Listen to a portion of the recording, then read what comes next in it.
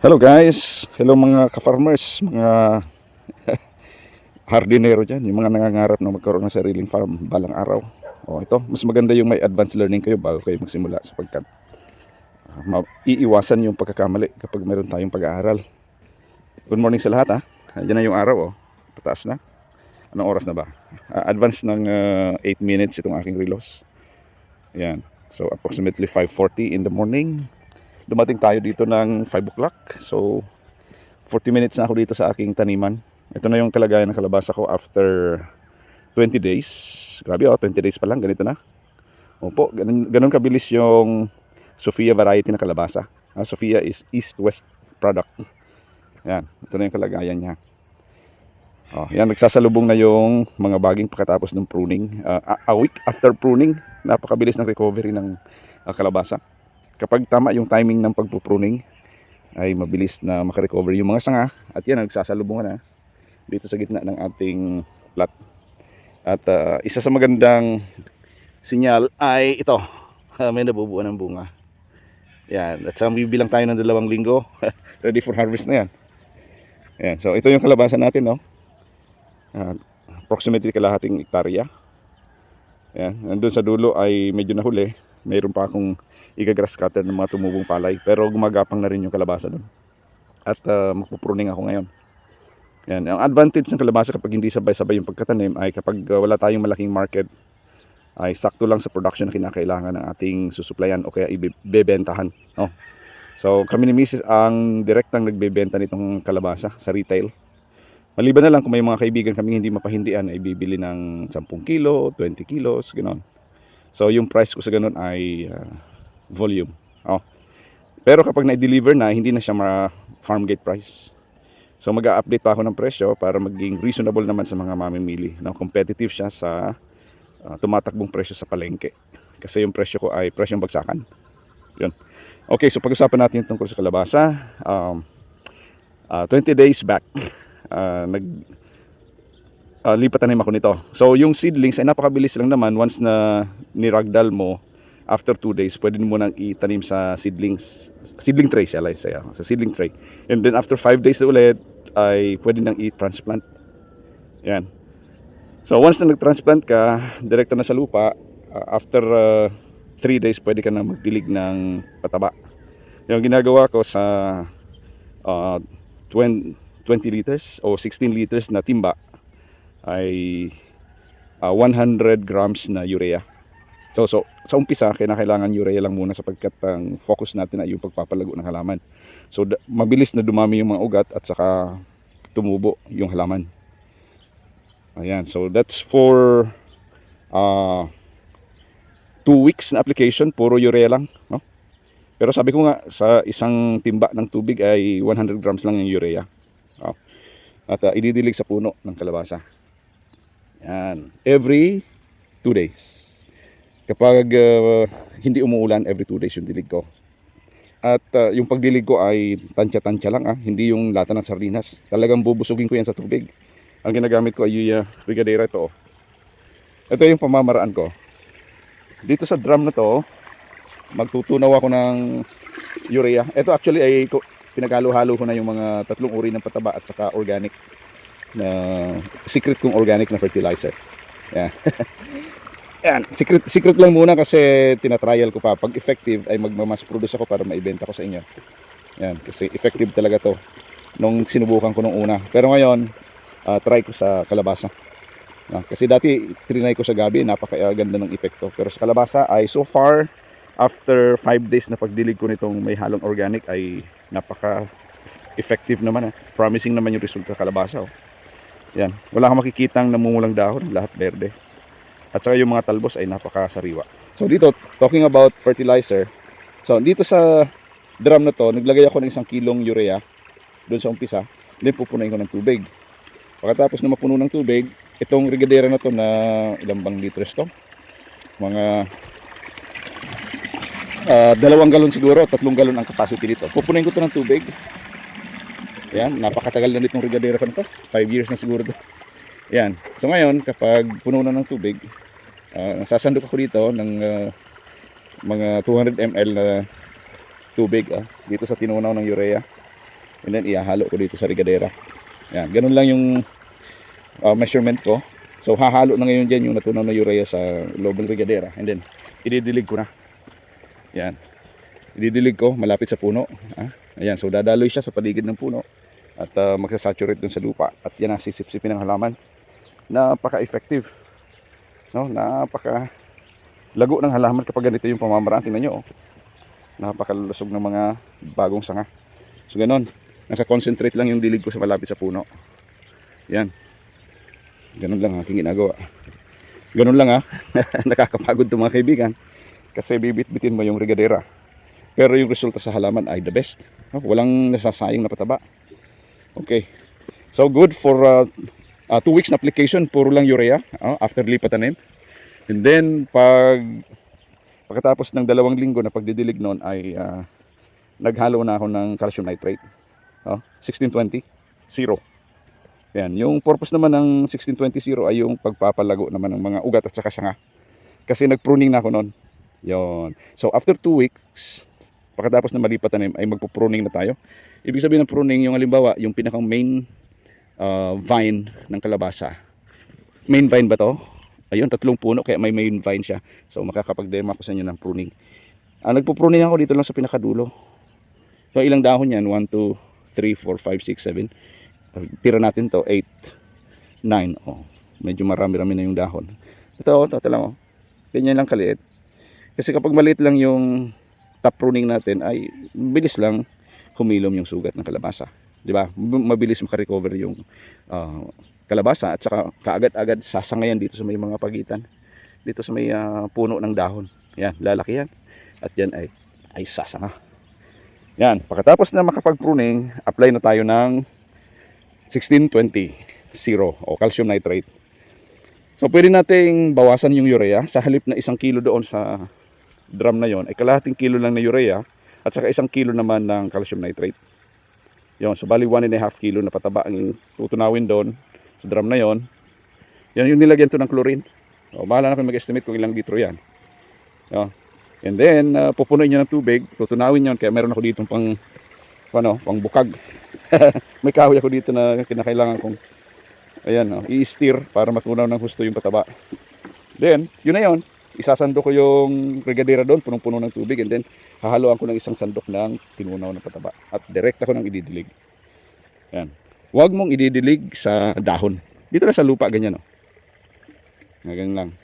Yan. Kung gaano kadami, busugin nyo yung halaman. Huwag nyo titipirin sa tubig kasi dumadaloy lang naman yung tubig sa irrigation And then yung pag-apply naman ng calcium nitrate hanggang sa yumabong na ng gusto yung mga sanga, ganyan Ngayon na mayroon na ako nakikitang maliit na bunga tulad niyan.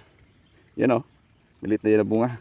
Haluan ko na ng triple 14. Kaya nakita niyo yung kulay ng tubig dito ay brownish na sapagkat kombinasyon na to ng 3 uri ng pataba. So hindi natin i-alis yung naunang urea at saka calcium nitrate. Meron pa rin siya. So yung urea dito ay kalahati dito. So mga 100 grams na urea. 100 grams din na calcium nitrate. At saka 100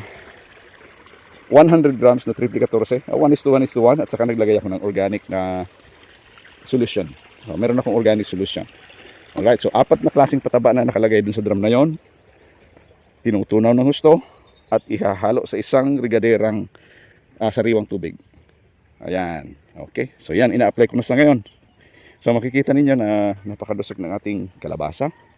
At mag-i-spray na ako ng protection para dito sa mga bunga. Ayan. So mag-i-spray na rin ako ng foliar fertilizer na pang-balanse dito sa bunga para mabuo to. Maliban sa hand pollination at saka yung natural na pollination ng mga bubuyog natin dito sa paligid.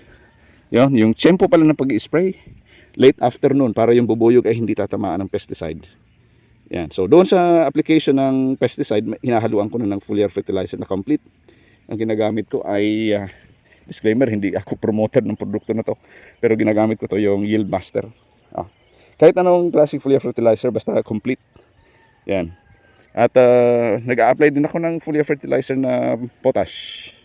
Ang purpose ng potash ay para tumaas yung potassium content dun sa na-absorb ng halaman para lumabas yung maraming bunga. Yan, tulad nito, oh, bunga na yan, oh. Yan, oh.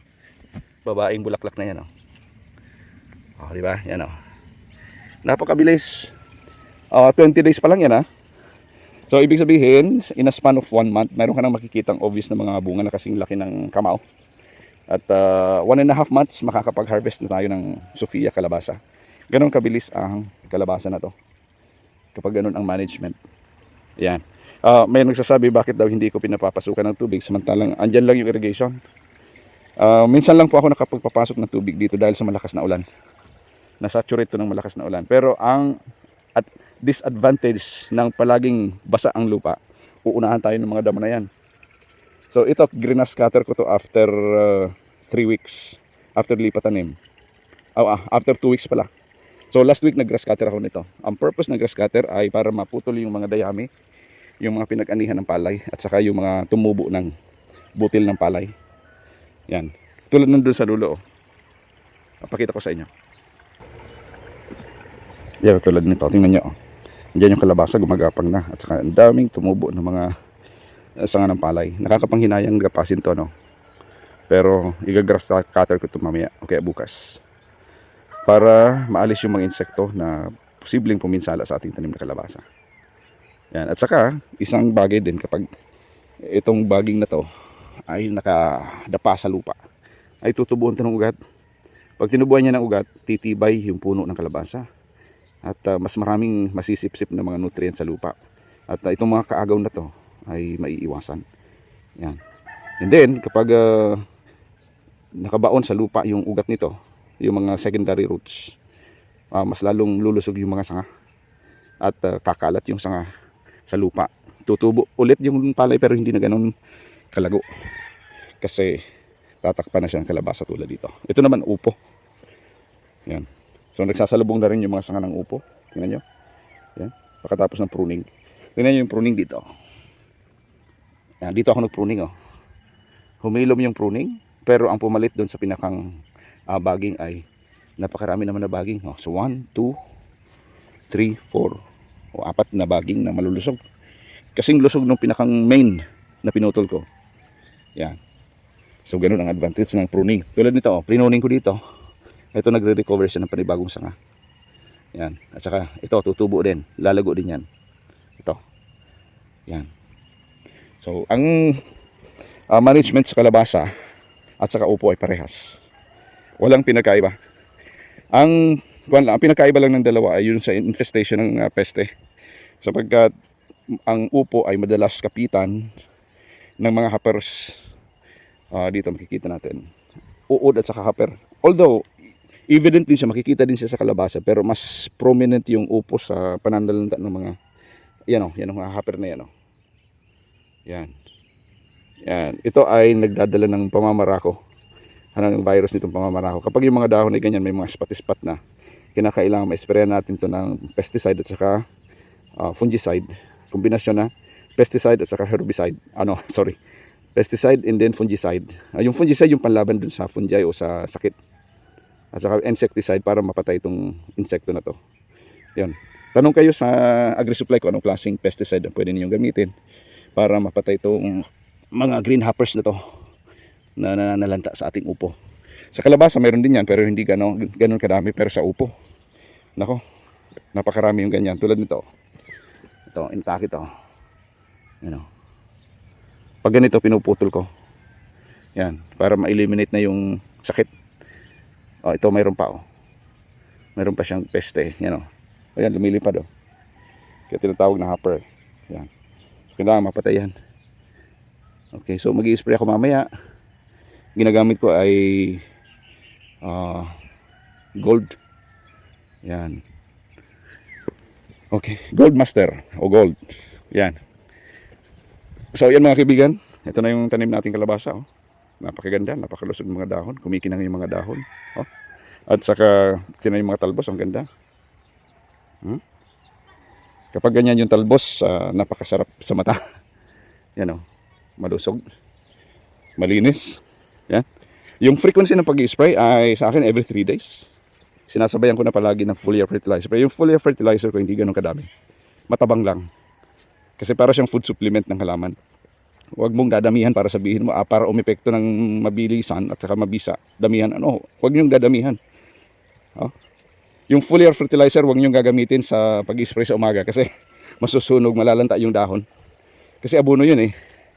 So kung maglalagay kayo ng foliar fertilizer sa hapon, late afternoon, 4 o'clock and beyond. Yan. Okay. So yan mga kaibigan, dito mas nauna kong tinanim kaysa dun sa dulo. Pero humahabol sila.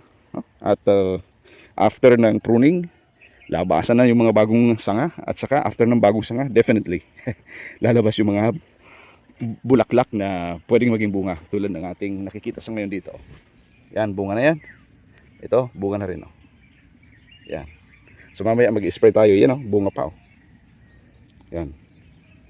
Sa Sophia, wala akong gaanong problema sa pollination kasi kahit yung mga lukot, yung mga napakaliliit na mga bubuyog ay nagpo-pollinate ng mga bulaklak.